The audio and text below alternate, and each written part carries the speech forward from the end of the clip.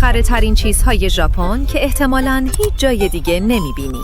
اول از همه توی ژاپن ممکنه روی مچ راننده تاکسی ها لوکس ترین ساعت‌های رولکس رو ببینی، چون خیلی از راننده های تاکسی اونجا درآمد بالایی دارن. بعدی یه فروشگاه عجیب 12 طبقه‌ایه که تقریباً فقط لوازم و تحریر میفروشه، از خودکار و پاک‌کن گرفته تا کلی گجت خلاقانه و عجیب مثل گیره نگهدارنده صفحه کتاب. یه خوراکی هم دارن که ظاهرش دقیقاً شبیه یه قالب کره است، اما وقتی گازش میزنی میفهمی در واقع یه چیزکیک خوشمزه است. از اون عجیب‌تر یه سس شکلاتی دارن که کاملاً شبیه کرم بدن طراحی شده و خیلی ها رو گول میزنه.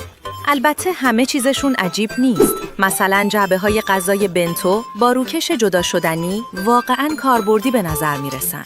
و در نهایت وقتی بیشتر مردم دنیا عاشق نودل‌های تند و آتیشیان هستن، ژاپنی‌ها بعضی وقتها نودلشون رو داخل یک کاسه‌ای یخی می‌خورن. واقعاً ژاپن عجیب و جالبه.